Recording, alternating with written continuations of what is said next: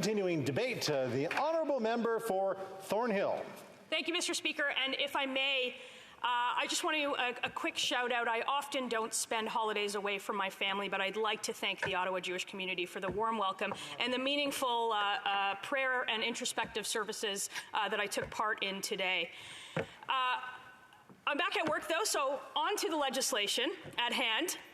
What happens, Mr. Speaker, when young people do everything in this country that they were asked to do? What happens when they do everything that they are told? What happens when a 35-year-old who did everything that they were supposed to do, they earned a degree, they got a job, they worked hard, and yet they live in mom and dad's basement or in a 400-square-foot apartment because the price of housing has doubled since this Prime Minister got into office.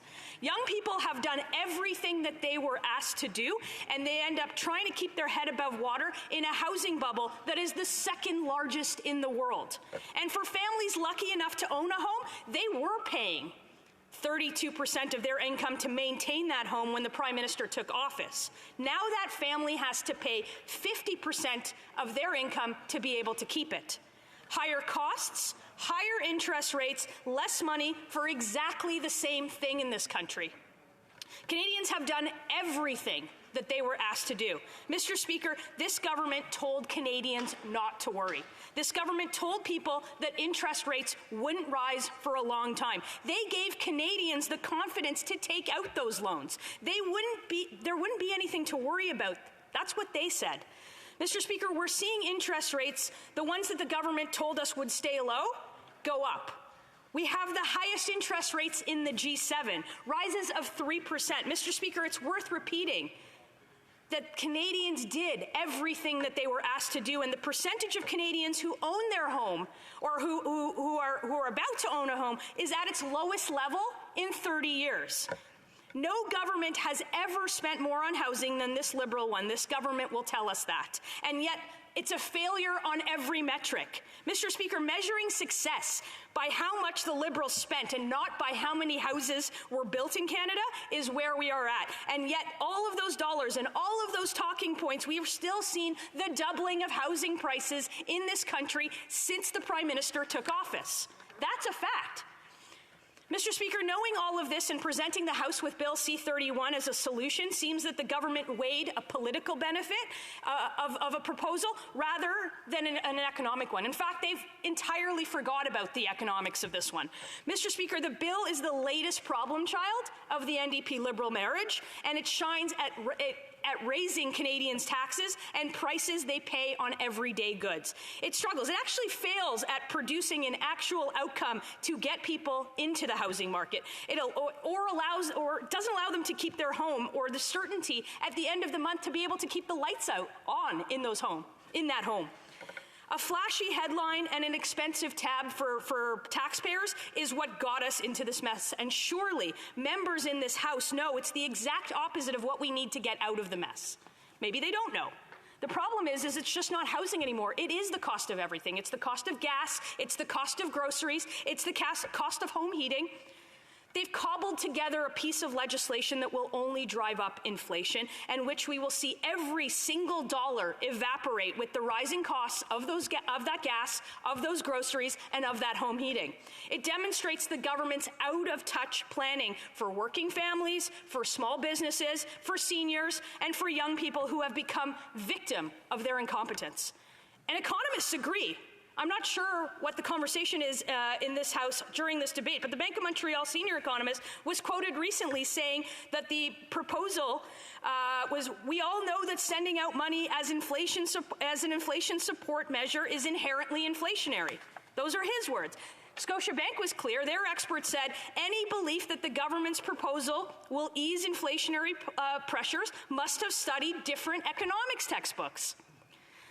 The house that no one can afford is on fire, and the minister who introduced this legislation is painting the basement where the 35-year-old lives. C-31 is a political attempt to stay in power and not help Canadians, and that's a shame.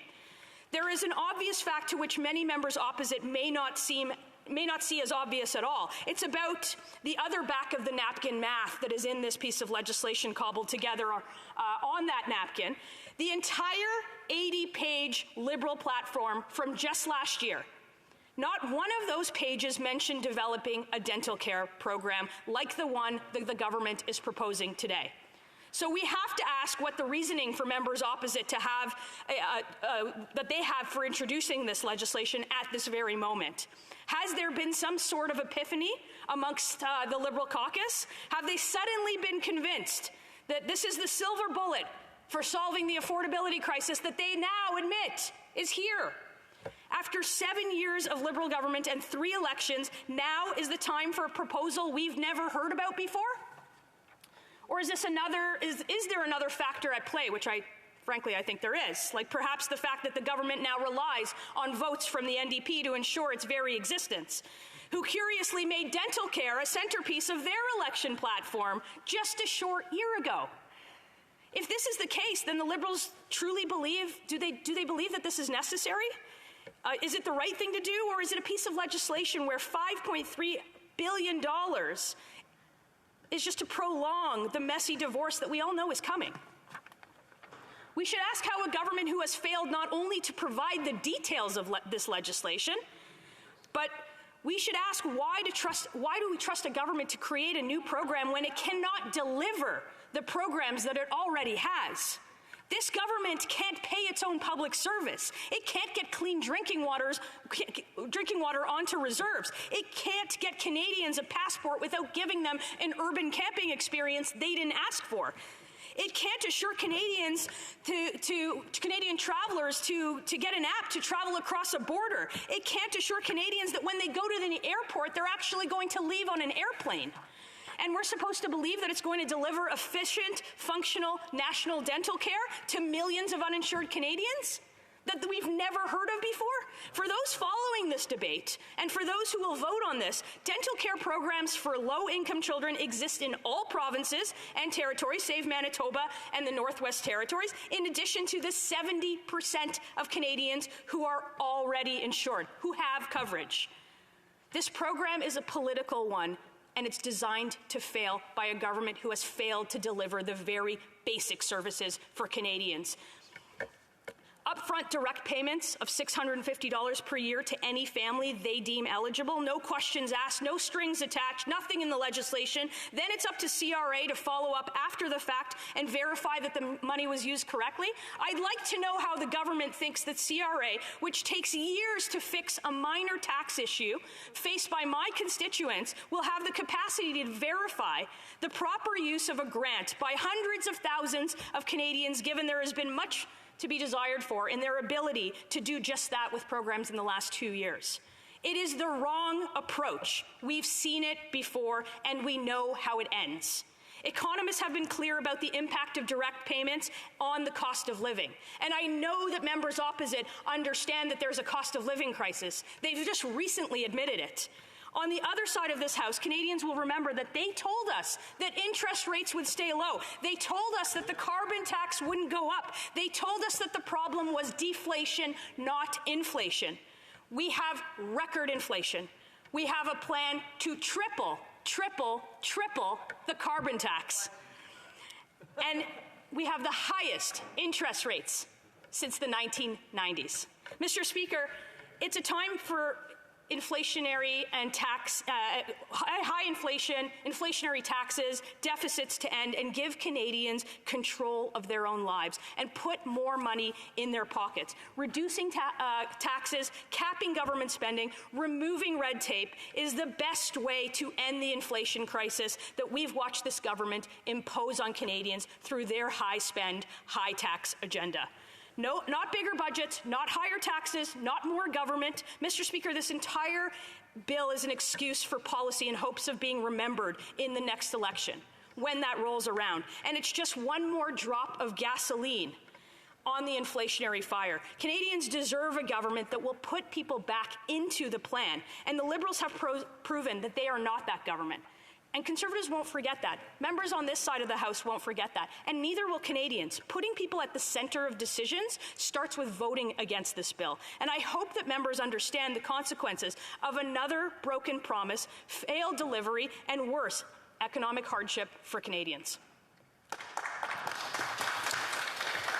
Questions and comments? Questions et commentaires. The Honourable Parliamentary Secretary to the Government House Leader Senate.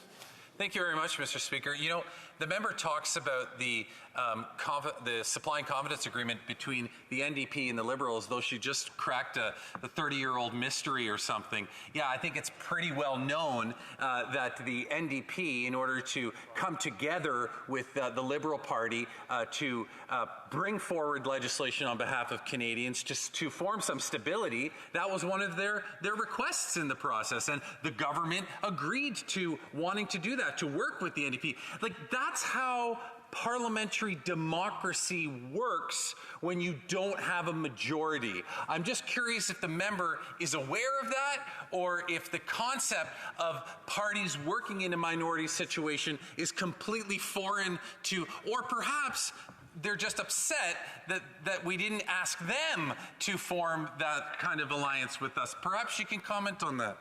The Honourable Member for Thornhill. Well, I'm actually not going to comment on the condescending speech that I just got from the member opposite about how this place works.